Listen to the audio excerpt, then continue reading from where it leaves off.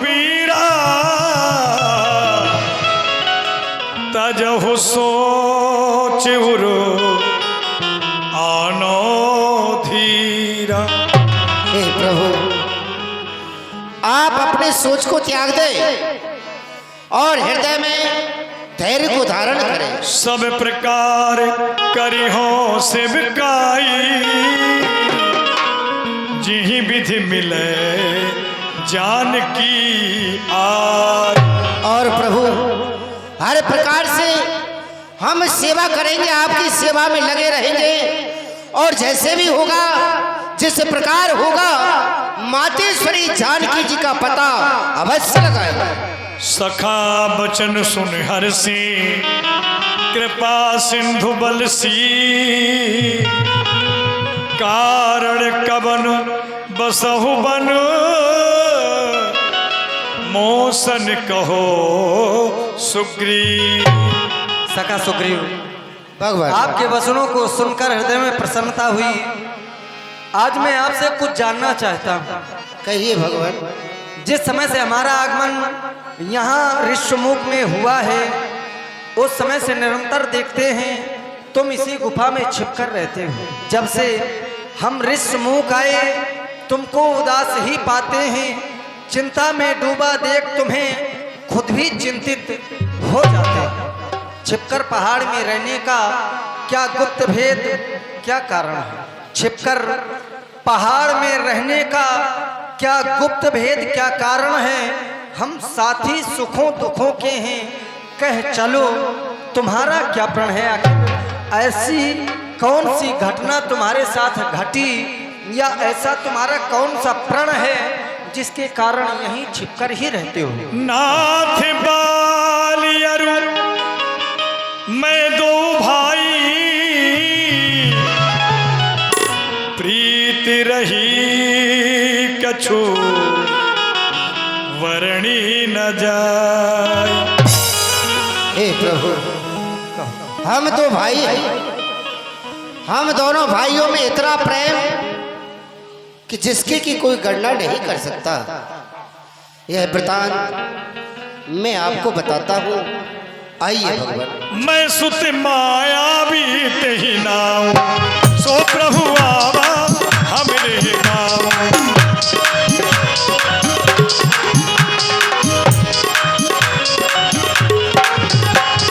आखिर बारी सुग्रीव में इतना प्रेम होने के पश्चात भी इतनी बड़ी दुश्मनी क्यों हो गई? आइए आप लोग देखें। ये है मैं का मायावी।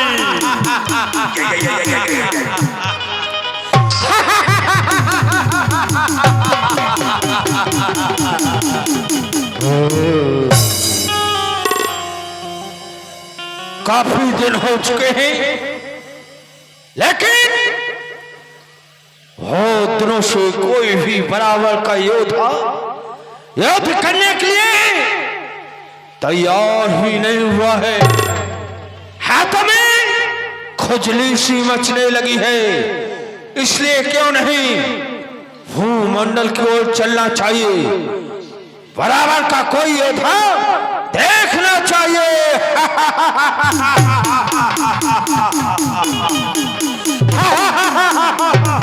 पहुंच गया समुद्र से लड़ने के लिए। याद आया।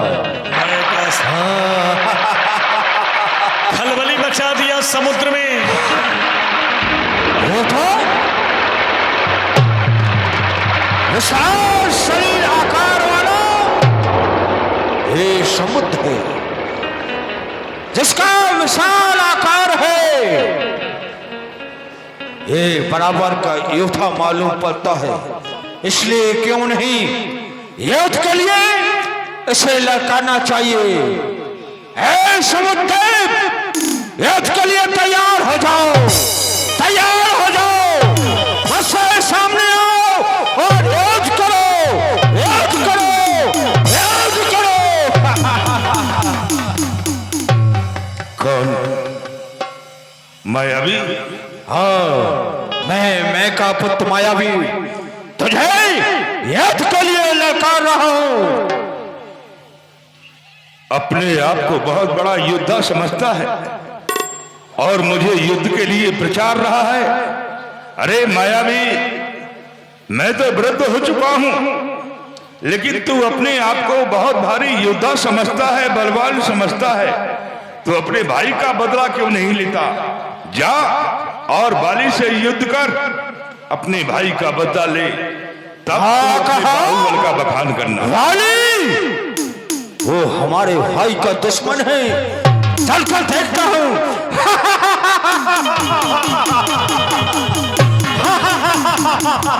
समुद्र ने बतलाया कि तेरे भाई का दुश्मन बाली है, जिसने तेरे भाई दुंदुभी का वध कर दिया था और भी क्रोधातुर हो गया मायावी और चल दिया पंपापुर के लिए। और सायंकाल को नहीं गया, दिन में नहीं गया, अर्धरातपुर द्वार पुकारा। अर्धरात्रि के समय घोर गर्जना करने लगा बाली के यहाँ जाकर के। अर्धरात पूरे द्वारे पुकारा, बाली रिपुबल सहे न पारा।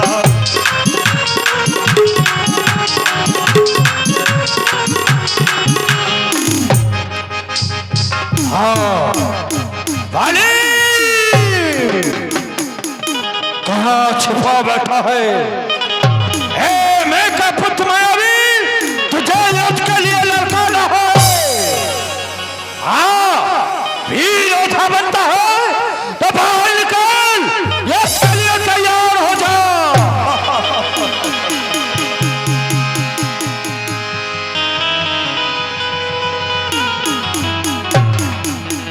अरे सुग्रीव, ये कौन है जो आधी रात्रि के समय हमें युद्ध के लिए ललकार रहा है? किसकी मृत्यु निकट आ चुकी है? जाओ जरा देख करके आओ।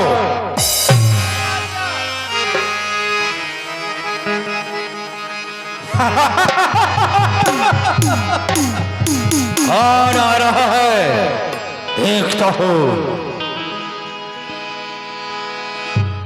अरे तू कौन है जो कि यहाँ दरवाजे पर आकर और ललकार रहा है?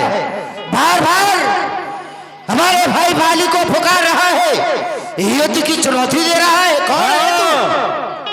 मैं का पुत्र मायावी हूँ, अपने भाई का बदला लेने के लिए आया हूँ। तू भी वीर बनता है, तू अपने भाई की सहायता करने के लिए आया है तो तू भी संग्राम करने के लिए तैयार हो जाओ। फिर पहले तेरी सूचना मैं अपने भाई को सुनाता हूँ। सुनाओ, जाओ।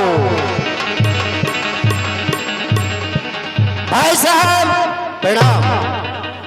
सुग्रीव, ये आने वाला शत्रु है, हमने तुम्हारी बात को सुन लिया है। ये मैं का सत मायावी है।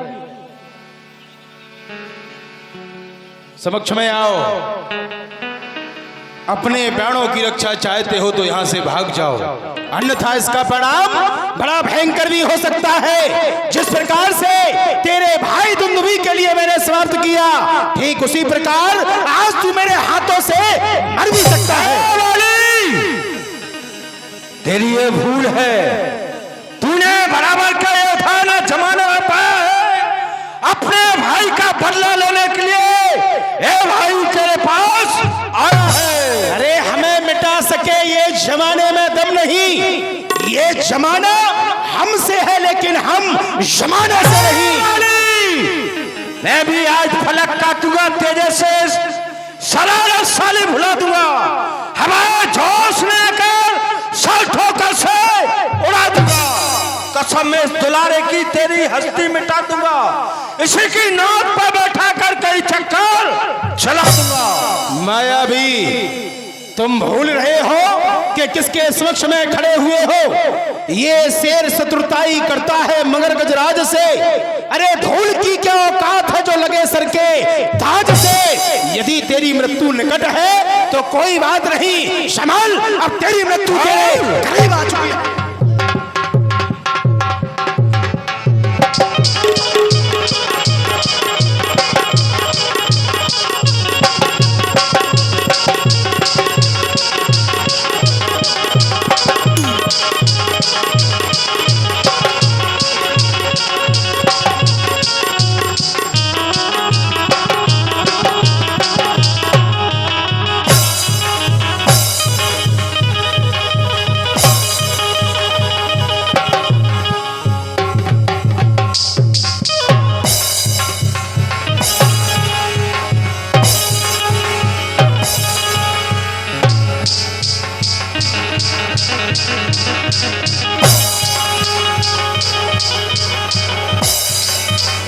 मायावी ने सोचा मेरी जान नहीं बचेगी। वाली देख तेरे पीछे कौन आया,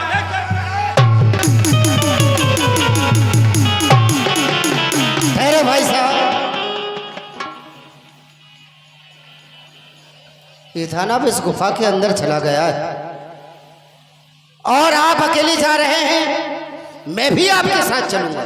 नहीं सुग्रीव, तुम्हें नहीं जाना है, मैं अकेले ही जाऊंगा, लेकिन तुम यहीं पर रहो, क्योंकि इसकी मृत्यु अब निश्चित हो चुकी है। ये आज नहीं तो कल युद्ध करने के लिए पुणे आएगा। फिर ऐसा कहते हैं कि फोड़े को पकने से पहले ही नष्ट कर देना चतुराई है, और शत्रु को जीवित छोड़ देना ये सबसे बड़ी बुराई है। इसलिए आज इसका अंत करके ही आता हूं। तुम 15 दिन तक इस गुफा के दरवाजे पर मेरी प्रतीक्षा करना। यदि 15 दिन में मैं नहीं आऊं तो समझ लेना कि तुम्हारा भाई वाली समाप्त हो चुका है। जो आज्ञा भाई साहब, जो ठहर जा, कहाँ है?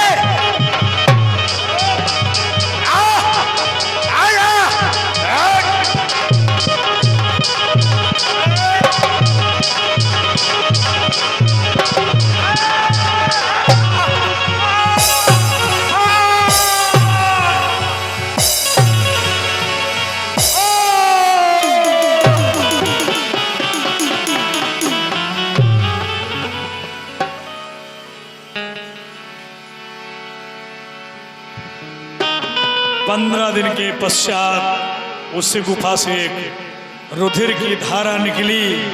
सुग्रीव भयभीत हो गए। क्या? अभी जोर जोर से आवाजें आ रही थी, लेकिन अचानक वो आवाज भी बंद हो गई और सफेद खून की धार गुफा से बाहर। नहीं, ऐसा नहीं हो सकता, क्योंकि सफेद खून तो मेरे भाई का है। क्या मेरा भाई समाप्त हो गया? मेरा भाई समाप्त हो गया? ये दानव जब मेरे भाई को समाप्त कर सकता है तो बाहर निकल के ये मुझे भी समाप्त कर देगा। इसलिए बड़ी सी सिला उठाकर इस गुफा के दरवाजे से लगाना चाहिए, जिससे कि ये बाहर ना आने पाए और दरबार के लिए, राज के लिए वापस चलना चाहिए। सुग्रीव ने दो चट्टानों का समावेश करके गुफा के मुख्य द्वार को बंद कर दिया।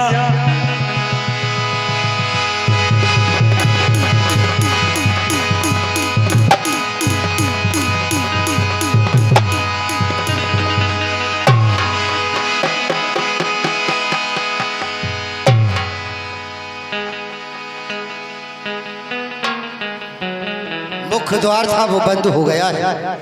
अब ये दानव बाहर नहीं आने पाएगा। मुझे राज के लिए चलना चाहिए।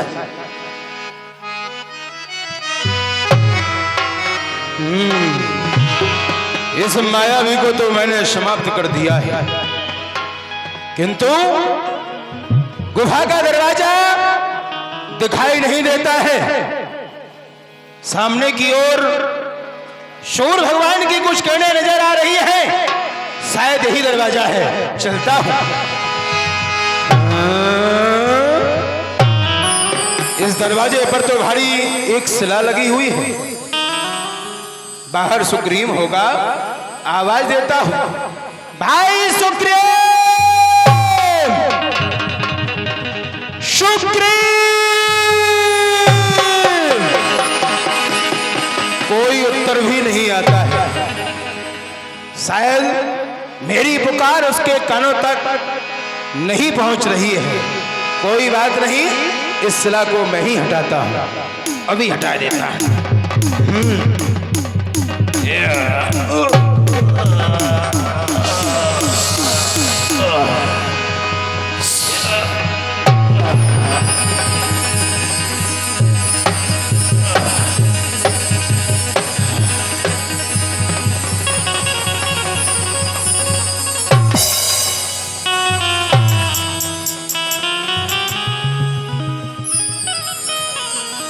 लेकिन यहां तो सुग्रीव है ही नहीं। कहां चला गया? कहीं ऐसा तो नहीं 15 दिन के लिए मैंने उससे कहा था, एक माह व्यतीत हो गया है। ऐसा भी हो सकता है कि नगर के लिए चला गया हो। कोई बात नहीं, नगर के लिए प्रस्थान करते हैं। चल। इधर